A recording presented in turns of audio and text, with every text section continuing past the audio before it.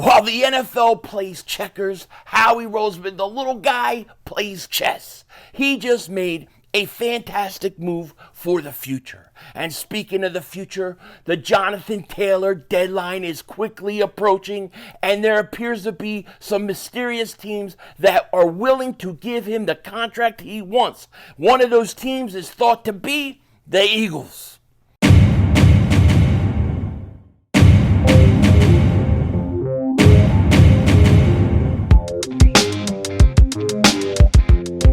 Dallas still stinks. Yo, by the way, King Dingbat here, and hope everybody's having a great day. Hope you guys are doing well. Hope you're hanging in there. So they just might as well call tomorrow the Howie Roseman Day, the day of the little guy, because tomorrow we are going to see a cornucopia of trades. It's going to be hectic. It's going to be frantic, and I expect the Eagles to make a bunch of moves. And speaking of moves, they made one hell of a move today as Howie Roseman continues to be 3-4 steps ahead of the rest of the NFL. And we can't forget about Jonathan Taylor and what's going to happen there. We're going to get into all of this in a second. But before we do that, if you're new to the channel and you like the content, make sure you hit that like button. More importantly, make sure you subscribe to the most censored, the most throttled, pause, Eagles content creator in all of the internet. If you've been subscribed for a while, I just want to thank you so much for the support you give to me. It truly means a lot. It really, really does, and I appreciate you guys so much. Now, the first thing that I want to talk about is what Howie Roseman just did today. Because you might look at this move and say, all right, well, this is a move of the future. But, man, this is a hell of a move of a future. Get this, Dov Kleeman reported this. The Pound Eagles, not hashtag, but Pound Eagles, have officially signed former Pound Colts cornerback returner Isaiah Rodgers and placed him on the suspended list immediately. Rodgers has been suspended for the entire 2023 season by the league for gambling. They also waived defensive tackle Noah Ellis with the injury settlement. We talked about that one before. But Isaiah Rodgers, 25 years old, he's suspended this year, and that sucks. He's not going to be around this year. But this is a kid who's a young cornerback, young cornerback who was considered by the Colts before he was cut for gambling to be one of the future leaders in that defensive back room. He's a good corner. He's an even better special teams guy. We actually are going to have a guy who is a legit returner next year. Now, this is interesting for the future for Covey, because if Covey don't show anything for the Eagles this year, he's gone. This kid, Isaiah Rodgers, when he comes back, he will be able to return kicks as well as play corner. So the Eagles are getting an absolute steal here.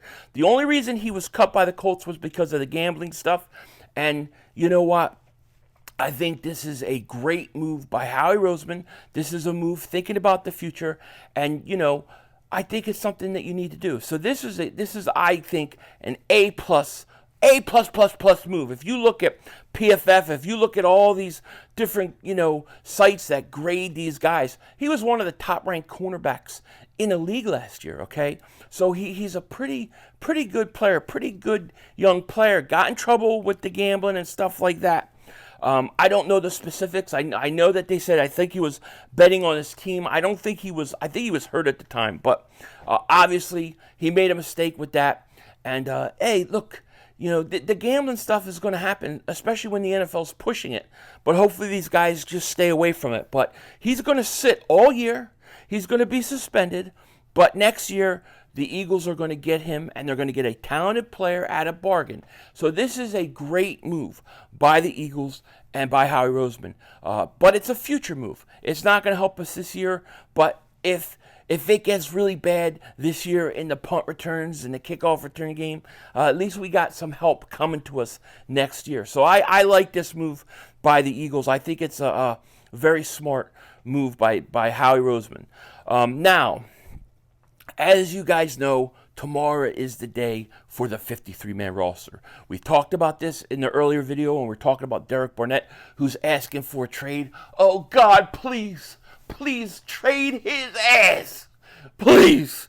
I got a bag of Doritos. I'll even take a half stale bag of Doritos. Just get rid of them. But there are other moves that are going to be possibly taking place. I think Greg Ward Jr. is a guy that you have to watch. Now we're getting reports that Trey Sermon could be another guy who's on the move, that the Eagles are looking to trade. Now, I think that this is an interesting thing because the Jonathan Taylor situation still has to unfold.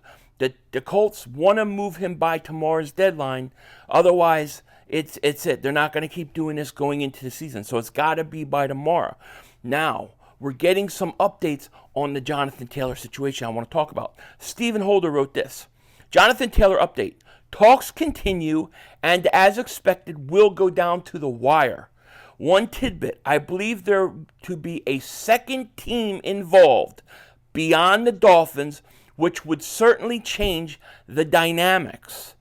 Now, Josina Anderson wrote this. I'm told at this hour, at least two teams are still actively working to construct a trade for the Pound Colts running back Jonathan Taylor, respectively making substantive offers and are mutually willing to give Taylor a market contract per source.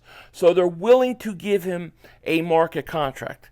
Now, when we talk about market contract, I've said this about the Eagles and Howie. If Howie feels that the market value of a running back has been devalued enough that it's a bargain, he's going to be in on this, okay? And really, we're told right now that it's the Dolphins. They're definitely in on this. They're definitely one of the teams. And then there's two mystery teams. Nobody's really too sure exactly who they are, but the thought around the NFL and around the league is that it's the Denver Broncos and the Eagles. And these are the two teams that are kind of working behind the scenes. I think there's been some pushback against the Denver being one of the teams, but that's what they're saying. That it's really, most people think those mystery teams are Denver and the Eagles.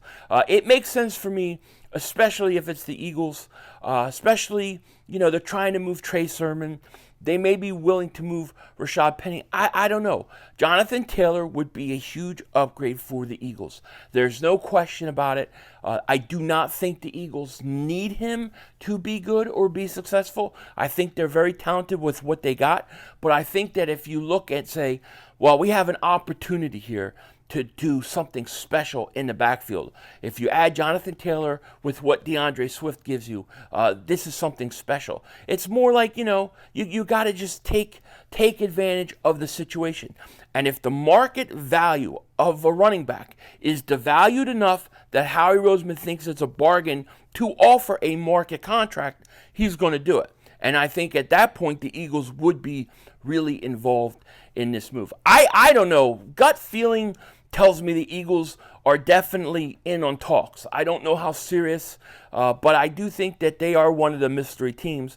And I think that they look at it like, listen, we don't need the running backs. We like what we have.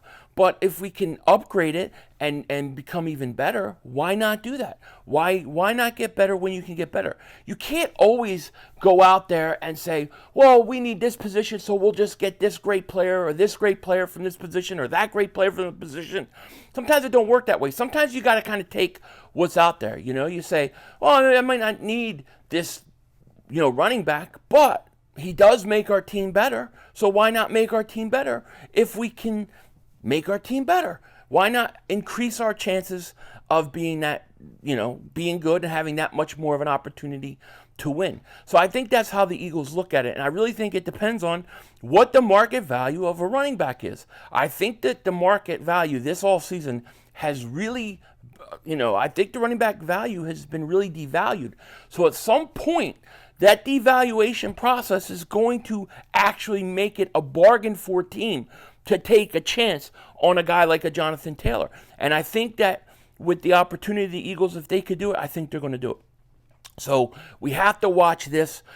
There's like 4 trades when it comes to Eagles I'm watching out for tomorrow.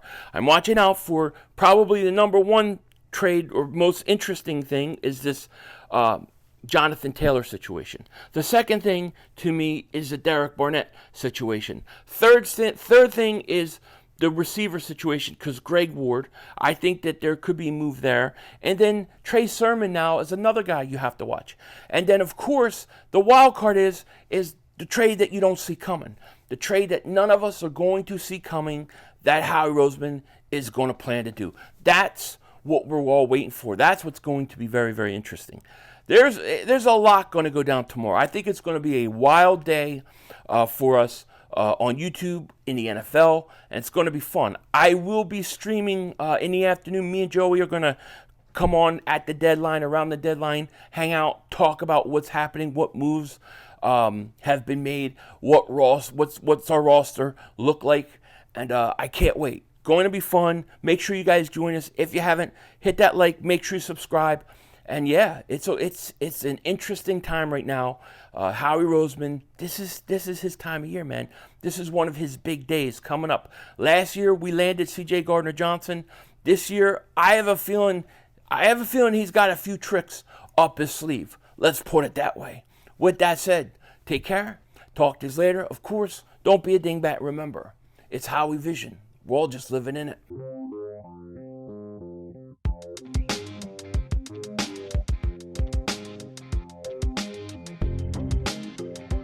So I heard today that Jake Elliott was getting his balls held by not just Aaron Sipos, but by Britton Covey.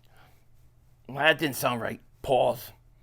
What I'm trying to say is Britton Covey was holding field goals for Jake Elliott today, which is very interesting because usually it's Sipos. The Eagles may be looking to see they can find somebody else that Elliott will feel comfortable with holding the ball so they could get a real punter in here. Would be nice. Denzel Washington, out.